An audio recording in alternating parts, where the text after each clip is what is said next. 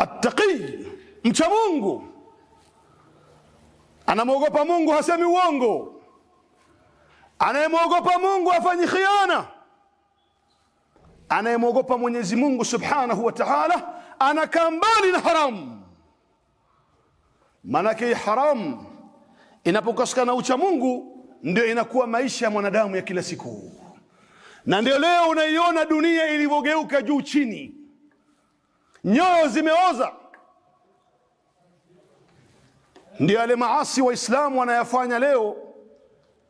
Unashangaa huyu kweli ni Muislamu? Ile mali ya haramu ambayo watu wanachukua, unauliza huyu mtu hajui kwamba iko siku atasimama kwa Allah Subhanahu wa Ta'ala, kama alivyosema Allah Subhanahu wa Ta'ala, yawma yaqumu an-nasu li rabbil alamin, siku ambaye mtasimamishwa mbele ya Allah Subhanahu wa Ta'ala. Yawma la yanfa'u malun, ya salam, mali yako unaichuma wewe kwa halali na haram haitokusaidia siku hiyo, wala banun, wala watoto wako madaktari, mainjinia wenye mali, mawaziri, si maraisi, illa man ata Allah biqalbin salim, isipokuwa yule atakayekuja na moyo uliosalimika, moyo msafi. Alqulub, ndugu zangu, tusafisheni nyoyo zetu, tuwe watu wenye roho safi, tuwe wacha Mungu, tuwe wa kweli.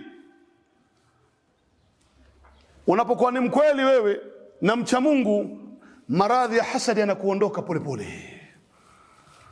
Lakini moyo wako unapokuwa unasema uongo, kinachozaa kitazaa khiana, kitazaa hasad, kitazaa haram.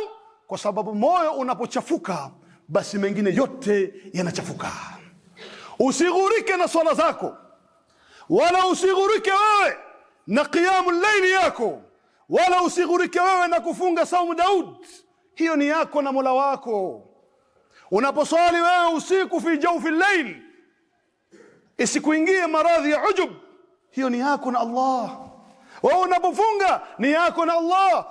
Usitake heshima kwetu sisi kwa sababu umesimama qiyamul layl au unatoa sadaka. La, sisi tunakuangalia wewe katika muamala, unavyoishi na ndugu zako wanadamu, ukweli wako, uzuri wako, huruma yako, tabia yako njema, ukweli wako, ndiyo sisi tunaiangalia. Ama haya unayofanya wewe na Mola wako. Ndio Mtume akazungumza akasema, mahmumul qalb attaqi an-naqi, ama saduqul lisan, ni mkweli. Unapokuwa mkweli wewe, unaacha athari gani kwa nafsi yako peke yake? Hata kwa wanayekuzunguka wewe wanaathirika na tabia njema, wanaathirika na mazuri ambayo yanatoka katika ulimi wako. Lakini ukiwa wewe ni bilaks, ni muongo, una khiana, vile vile unaathirika wewe na kuathiri society. Waangalia uongo leo ulivyogeuza dunia juu chini leo. Sanawat khaddaat, ndio haya masiku ya uongo. Hatujui nani mkweli tena. Haya msishangae, kayasema Mtume sallallahu alaihi wasallam, yusbihu sadiq kadhib, mkweli anakuwa muongo na muongo ndio anayekuwa mkweli. Ndio hali tunaishi sisi. Kwa sababu gani? Kwa sababu nyoyo zetu zimeoza. Hizi ni zama laalla Mtume sallallahu alaihi wasallam kazungumzia ndio haya. Leo humjui nani anayesema ukweli. Kinachozungumzwa katika mitandao, kinachozungumzwa barabarani, haujui wewe nani anasema ukweli. Katika kila kitu, sio katika biashara, sio katika maisha, sio katika siasa, sio katika, hata katika dini.